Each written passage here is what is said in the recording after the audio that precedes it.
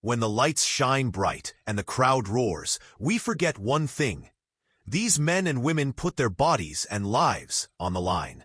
Tonight, we pay tribute to the wrestlers who never left the ring alive. Their final moments were not behind the scenes, but under the spotlight. This is their story.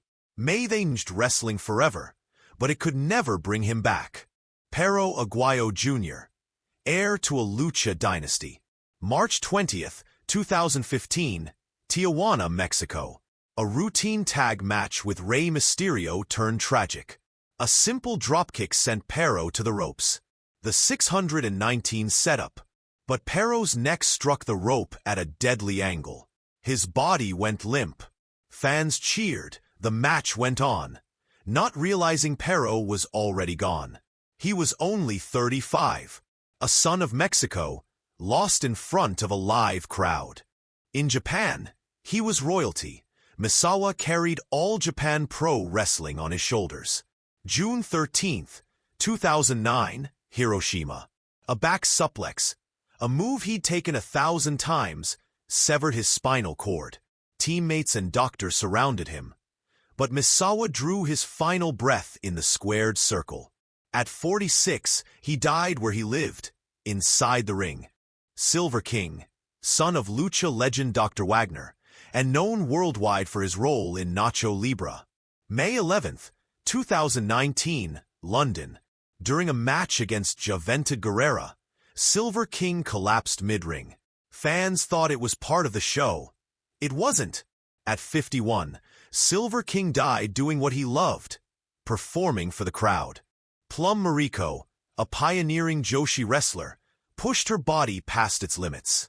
August 16, 1997, Tokyo. She took a routine powerbomb, but never got up. She had suffered multiple concussions before, and that final blow ended her life. She was 29, the first female wrestler in Japan to die in the ring. Gary Albright, feared for his brutal suplexes and powerful style. January 7, 2000, Pennsylvania. Mid-match, Albright collapsed from a heart attack. Teammates tried CPR, but it was too late. At 36, Albright died on the mat, the crowd frozen in shock. Malcolm King Kong Kirk, a British wrestling staple. August 23, 1987, Great Yarmouth, UK.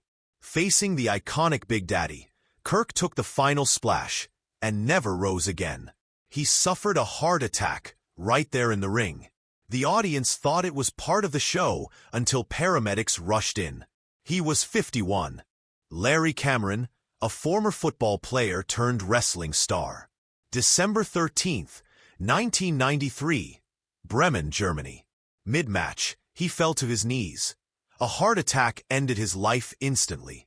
At 41, Cameron died doing what he loved, performing for the fans. Moondog Spot, known for his wild brawls and signature bone.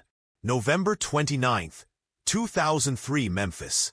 In a match for Jerry Lawler's promotion, Spot collapsed mid-match.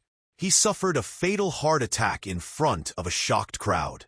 He was 51, a true old-school warrior until the end. Another British tragedy.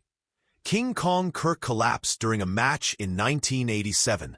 A heart attack took him right there under the bright lights. British wrestling lost one of its gentle giants that day. Oro, just 21, a rising star of Mexican wrestling. October 26, 1993, Mexico City. A simple bump to the mat turned fatal when he landed wrong, trying to sell it dramatically. He suffered brain trauma and died before help could reach him. A career ended before it truly began. Iron Mike DiBiase, father of Ted DiBiase, was a tough-as-nails brawler. July 2, 1969, Texas. In a match with Man Mountain Mike, he collapsed from a heart attack. Harley Race, his opponent, tried desperately to save him with CPR. But Iron Mike's heart gave out in the ring that made him a legend. 12 names. 12 warriors who stepped through the ropes and never stepped back out. For them, the ring was life. And in the end, It became their resting place. May their sacrifices remind us. Wrestling is more than entertainment.